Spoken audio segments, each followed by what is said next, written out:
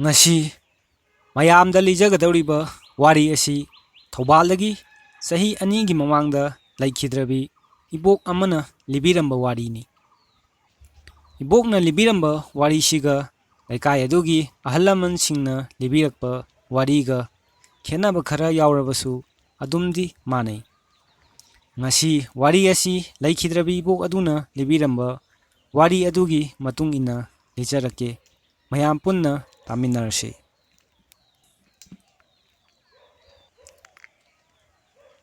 Ngasidagi chahi humfumari humfumangarungi mamangda Thaubalgi sagol tongba kauba khul aduda laiba Sanasam Dhananjoy amadi Sanasam Ongbi Manitombi anigi mungda thokhiba asengba thaudokni.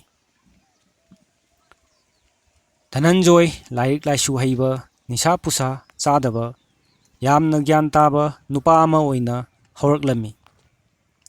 Laikai angangsing tuition tawduna amadi masagi lau inkhol hotnaduna suba nomba kanba nupa amasu oirami. Mahaki nupi Manitombi su suba nomba kanba nupi ama oirami. Makhoigi macha nupa amaga nupi amaga phaibok oina poklami. Angang anina chahi ama makhai animuk surakpa matam adwaida Dhananjoy hairiba nupa asi chingda thabak suba chatlami. Adusu yamna kuide tha mari manga muk khaktani hai. Chingdagi halaklaba matamda Dhananjoy hanaga manadre lamchat sajat yamna honglami hai. Nisa charamdaba mana nungtigi yu thaklaga magi nupida khatnaba hauduna phuba chaiba tawrammi amadi machindasu mi hatningi haina murum solammi su hai. Honglakliba maong mataw asida magi nupina chingdaga chatlubaduda laitin oknaba natragana minaga posem tawraba jatla haina khanduna maiba maibi yenglubada migi posem leire yamna thuna tawthoknaba tawsi natrabadi afaba oiroi hairakpadagi lai khurumnanaba sem saba haurammi. Lai khoiramgadaba nongma watlingai Manitombina maha kaithel karuge angangsing asi yengsinbiramu haina pikliba macha ani du mahaki nupa Dhananjoyda sinaramlaga kaithel kakhirammi.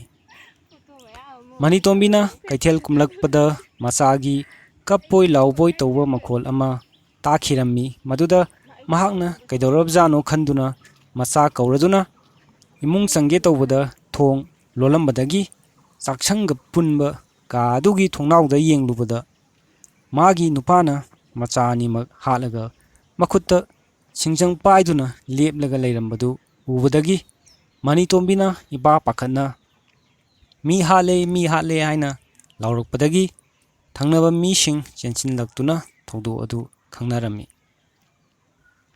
Londuna leiriba thong adu mayam changduna namkhairaga Dhananjoy faraga wahang pahang tawbada mahakti wa lan ngangdana chapyungna tuminna angawbugum leirami hai.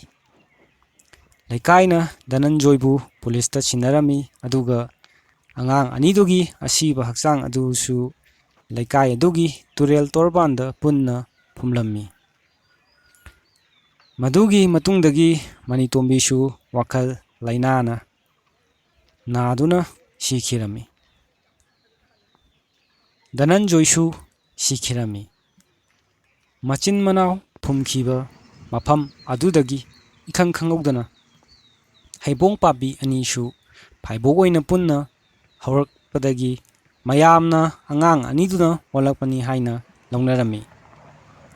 Matam amadadi mafam asida athengba hingda angang kappagi makhol laikaina tanarami amadi aki akhang kaya mafam asida thengnabadagi maiba maibi tanaraga laitin khurumbadagi karimata tawkhidre hai hojikti. Machin manaw anina olakpa haibong pambi ani asina haukraba ꯑꯀꯤ ꯇꯨꯖꯨꯡꯅꯤꯡꯉꯥꯏ ꯑꯣꯏꯔꯕ ꯅꯨꯡꯉꯥꯏꯇꯕ ꯊꯧꯗꯣꯛ ꯑꯗꯨꯒꯤ ꯋꯥꯔꯤ ꯑꯗꯨ ꯉꯁꯤꯁꯨ ꯇꯨꯡꯒꯤ ꯃꯤꯔꯣꯜ ꯀꯌꯥꯗ ꯂꯤꯗꯨꯅ ꯂꯥꯛꯂꯤ, ꯏꯝꯐꯥꯜ ꯇꯨꯔꯦꯜꯒꯤ ꯇꯣꯔꯕꯥꯟꯗ ꯍꯧꯗꯨꯅ꯫